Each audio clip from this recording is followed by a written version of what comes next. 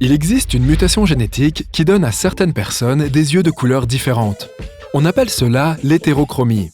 Elle est aussi rare que sans danger pour la santé. En général, la couleur des yeux s'applique à l'anneau musculaire autour de ta pupille appelé l'iris. Il permet à la lumière de pénétrer dans ton œil. Et la couleur de l'iris dépend du pigment appelé mélanine. Plus tu as de mélanine, plus la couleur de tes yeux est foncée. La majorité des gens ont la même quantité de mélanine dans les deux yeux. C'est pourquoi ils sont assortis, sauf en cas d'une mutation génétique comme l'hétérochromie. Il existe un muscle appelé long palmaire qui était autrefois utilisé par nos ancêtres pour les aider à effectuer certaines activités comme grimper aux arbres. Nous n'en avons plus besoin et ne l'utilisons plus aujourd'hui, mais certaines personnes naissent encore avec ce muscle. Si tu veux vérifier que tu l'as, il suffit de poser ton bras à l'envers sur une surface plane. Joins ton pouce et ton auriculaire et, si tu l'as, tu devrais voir ce muscle saillir de ton poignet. Il existe des caractéristiques corporelles rares qui ne sont pas très visibles, comme la mutation du gène LRP5, qui donne à certaines personnes des os très denses, jusqu'à 8 fois plus denses que la moyenne, ce qui en fait des sortes de surhommes. Cela signifie qu'ils ont des os extrêmement difficiles à casser et que leur peau est moins sujette au vieillissement. Certaines personnes naissent avec une côte supplémentaire près du cou. Cette côte peut varier en taille et ne devient un problème que si elle grandit. C'est alors qu'elle provoque une gêne. Mais si elle reste de taille normale, c'est comme si tu avais un os supplémentaire dont tu n'as même pas conscience. As-tu déjà entendu parler du pic de la veuve? C'est lorsque ta ligne de cheveux forme un point en forme de V au centre de ton front. En gros, les cheveux descendent plus bas au milieu et remontent sur les côtés. Certaines personnes n'en ont qu'une ébauche, tandis que d'autres en ont un assez distinctif, surtout lorsqu'elles tirent leurs cheveux en arrière. Le nom de cette caractéristique pourrait être un vestige de l'Angleterre du XVIIIe siècle, lorsque certaines femmes en deuil portaient des chapeaux triangulaires noirs dont la pointe tombait au milieu de leur front. Environ 33% de la population présente cette caractéristique. Lorsque ton ami te dit qu'il n'a pas besoin de beaucoup de sommeil et qu'il peut vaquer à ses occupations toute la journée sans se fatiguer et sans problème, ne te compare pas à lui et ne te sens pas mal si tu ne peux pas suivre le même rythme. Peut-être a-t-il le gène rare nommé DEC2. Les experts du sommeil recommandent généralement au moins 7 heures par nuit. Mais les personnes atteintes de cette condition, qui représentent environ 5% de la population mondiale, peuvent dormir seulement 4 à 6 heures et se lever frais et dispo. Leur mutation génétique leur permet de passer par un cycle de sommeil bien plus rapidement que la plupart d'entre nous. Cela leur laisse donc du temps supplémentaire pour accomplir plus de choses lorsqu'ils sont éveillés. Des personnages historiques comme Margaret Thatcher et Nikola Tesla avaient cette particularité. En ce qui concerne les motifs d'empreinte digitale, 65% des gens ont des boucles. Environ 30% ont un motif en forme de spirale et seulement 5% ont un motif spécifique en forme d'arche. Le marron est la couleur d'yeux la plus courante. Les yeux gris sont les plus rares, seulement 3% des gens en ont, ce qui est 3 fois moins que le nombre de personnes aux yeux bleus. Et seulement 2% des gens ont les yeux verts.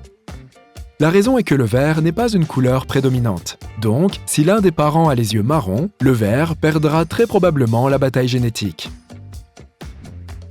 De plus, seulement 5% des gens ont des yeux ambrés, c'est-à-dire un ton cuivré ou doré avec des paillettes de vert, d'or ou de marron. Mais les yeux ambrés sont courants chez les oiseaux, les chiens et les poissons.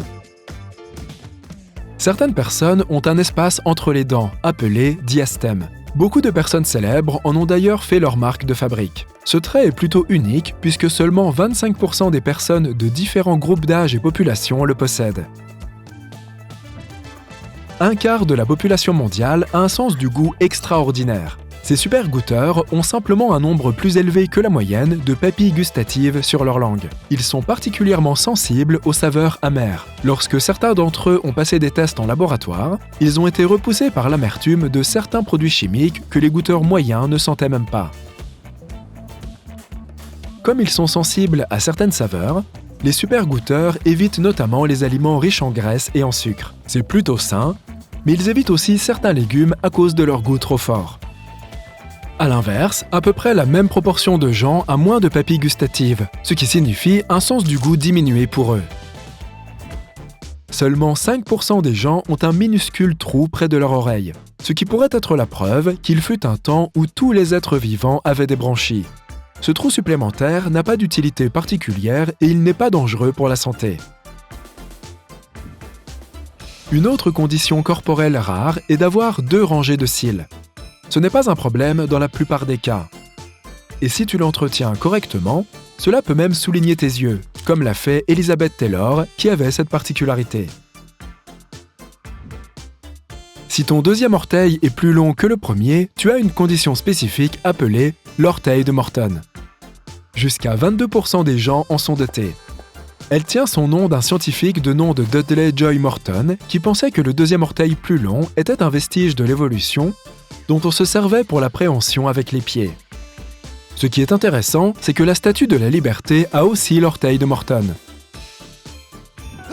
Nous éternuons tous, mais environ 25% des gens ont une réaction assez inhabituelle lorsqu'ils sont exposés à la lumière directe du soleil. Tu l'as compris, ils éternuent. On appelle ce phénomène le réflexe d'éternuement photique.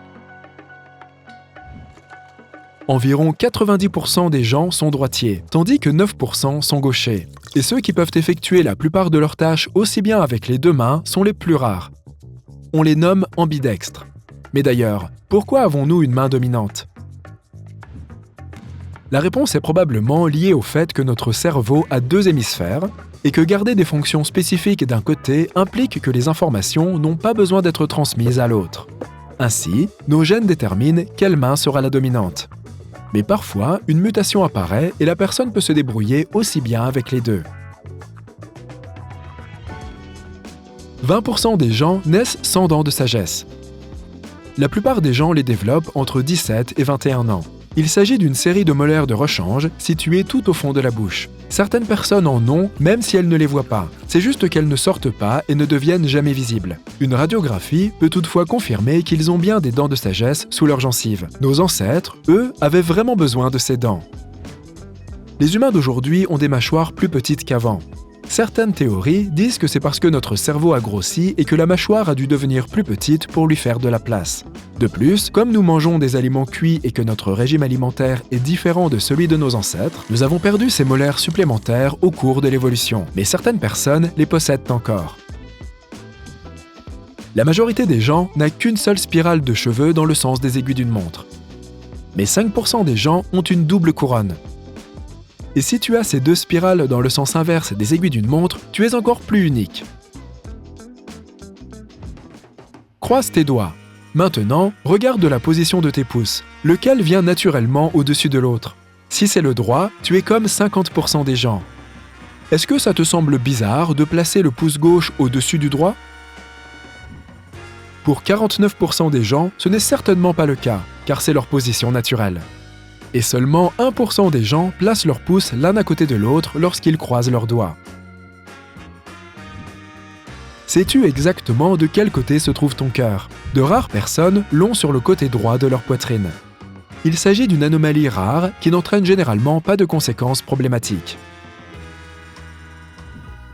Si tes cheveux sont naturellement roux, tu fais partie d'un groupe qui ne représente que 1 ou 2% de la population mondiale, car cette couleur de cheveux est le résultat d'une mutation génétique. Les roux doivent en effet avoir 2 parents possédant ce gène pour hériter de cette couleur. Tu pourrais penser que le fait de savoir enrouler ta langue n'est pas si courant, mais en fait, ça l'est. Plus de 80% des gens peuvent le faire. En revanche, moins de 15% peuvent faire un trèfle avec leur langue. Savais-tu que certaines personnes sont capables de faire un bruit de rugissement dans leur tête en utilisant leur mâchoire ? Ils peuvent le faire grâce à un petit muscle situé dans leur oreille moyenne. La plupart des gens ne peuvent pas le contracter volontairement, mais certains le peuvent et c'est ainsi qu'ils produisent un grondement dans leurs oreilles qui rappelle le tonnerre ou le rugissement. Nous avons tous la chair de poule quand nous entendons notre chanson préférée ou quand nous sommes témoins de quelque chose de très émouvant, ou quand nous avons froid. Mais certaines personnes, moins de 1% de la population, peuvent se donner la chair de poule quand elles le souhaitent. Un quart de la population mondiale a le pouce de l'autostoppeur. C'est une condition qui fait que tu peux plier la partie supérieure de ton pouce à 90 degrés vers l'arrière.